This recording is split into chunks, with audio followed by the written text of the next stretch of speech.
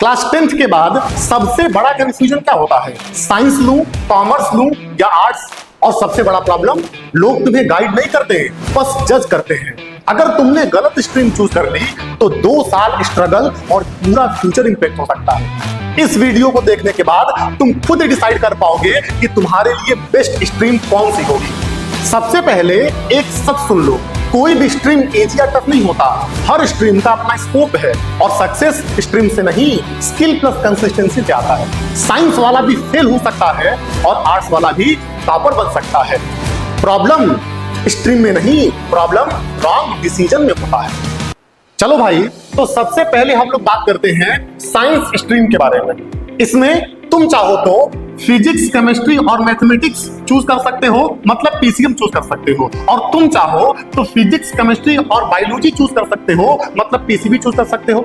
लेकिन एक बात ध्यान देना मेरे भाई, अगर तुम पीसीबी चूज करते हो तो भी तुमको बेसिक मैथमेटिक्स तो आनी ही चाहिए।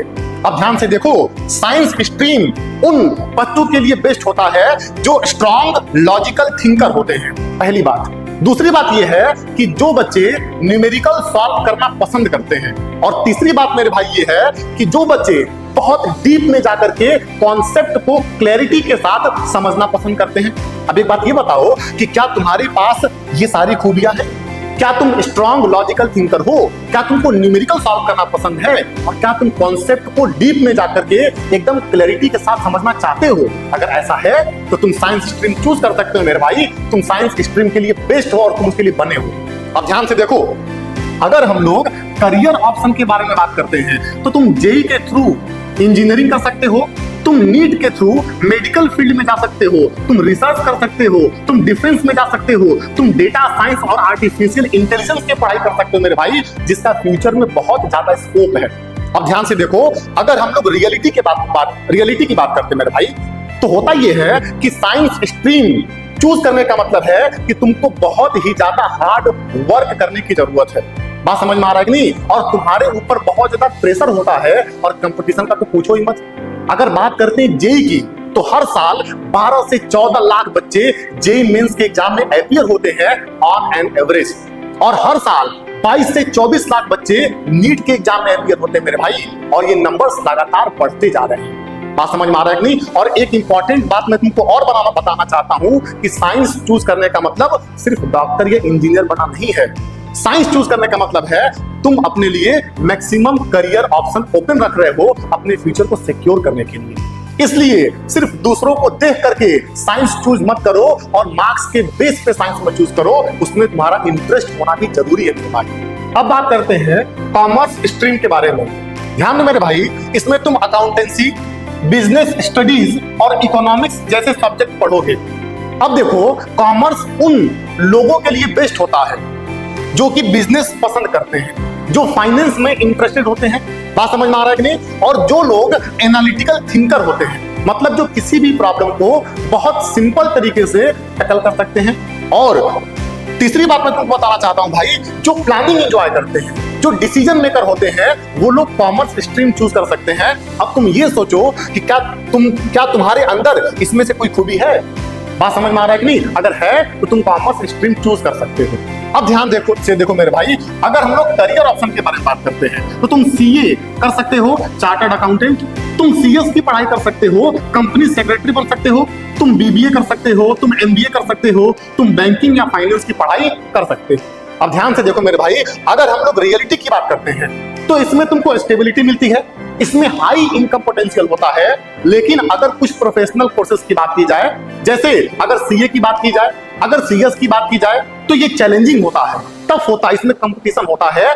तो तुम्हारा इंटरेस्ट होना चाहिए और साथ में कंसिस्टेंसी होनी चाहिए, मतलब ये दोनों तुम्हारे अंदर होना चाहिए। बात समझ में आ रहा है कि नहीं? अब एक बात और ध्यान से देखना, कॉमर्स वाले लोग सिर्फ जॉब नहीं करते हैं, वो लोग बिजनेस क्रिएट करते हैं, वो खुद अपना एम्पायर बनाना चाहते हैं मेरे भाई। अब हम लोग बात करते हैं आर्ट्स और ह्यूमैनिटीज की। इसमें क्या होता है मेरे भाई, तुम हिस्ट्री पढ़ोगे, तुम पॉलिटिकल साइंस पढ़ोगे, ज्योग्राफी पढ़ोगे और साइकोलॉजी पढ़ोगे।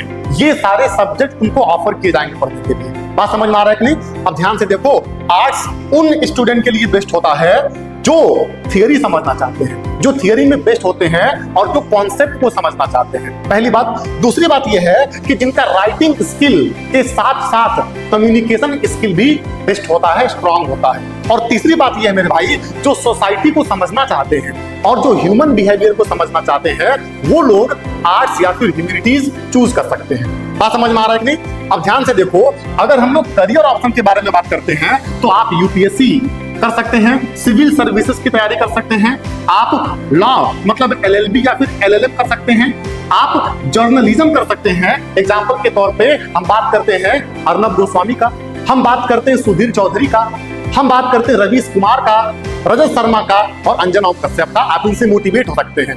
और अगला हमारा करियर ऑप्शन क्या है? साइकोलॉजी।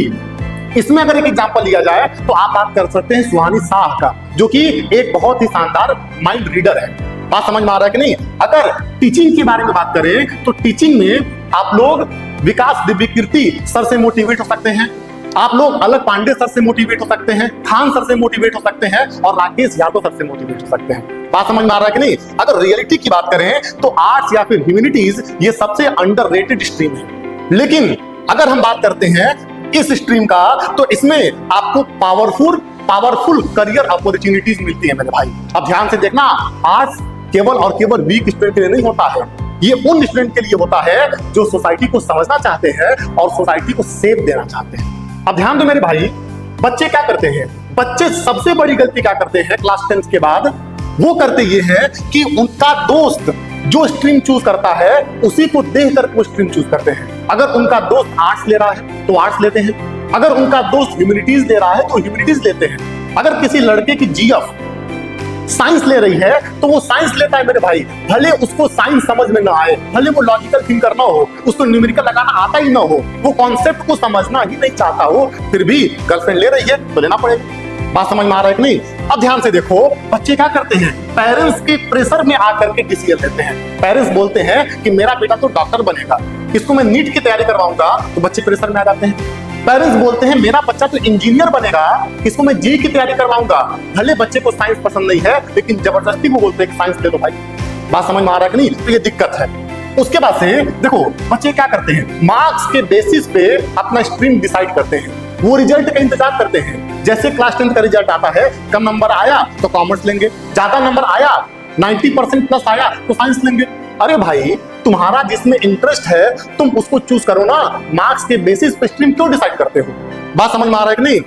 अब ध्यान से देखो, बच्चे स्ट्रीम की रियलिटी को समझते ही नहीं है, वो अपने पर्सनल इंटरेस्ट को इग्नोर करते हैं, पेरेंट्स के प्रेशर में आकर के गर्लफ्रेंड की पसंद से क्या करते हैं? स्ट्रीम चूज कर लेते हैं। तो ये 5 सबसे बड़ी गलती जो है बच्चे अपनी लाइफ में करते हैं। एक बात ध्यान से देखना, तुम्हारे लाइफ का जो डिसीजन है वो तुम्हारे दोस्त और तुम्हारे पेरेंट्स, तुम्हारा मार्क्स डिसाइड नहीं करेगा।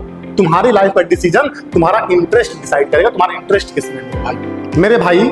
अब ध्यान से देखो, तुम राइट स्ट्रीम कैसे चूज करोगे? तुम अपने आप से 5 सवाल पूछो।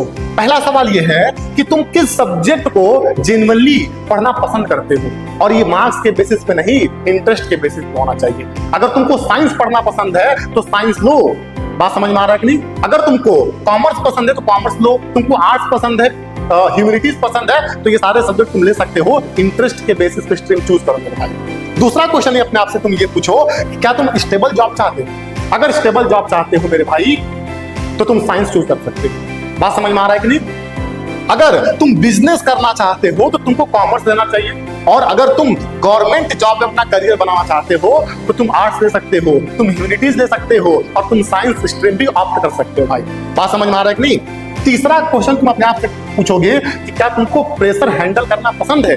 अगर तुम प्रेशर को हैंडल कर सकते हो मेरे भाई, क्योंकि साइंस स्ट्रीम में सबसे ज्यादा प्रेशर तुम्हारे ऊपर होता है, क्योंकि कंपटीशन बहुत ज्यादा है। बात समझ में आ रहा है कि नहीं? अगर पसंद करते हो तो साइंस स्ट्रीम चूज कर सकते हो। और सबसे आखिरी क्वेश्चन तुम अपने आप से ये पूछोगे कि क्या तुम अगले 2 साल तक जिस स्ट्रीम को चूज कर रहे हो उसमें कंसिस्टेंसी के साथ पढ़ाई कर सकते हो क्या?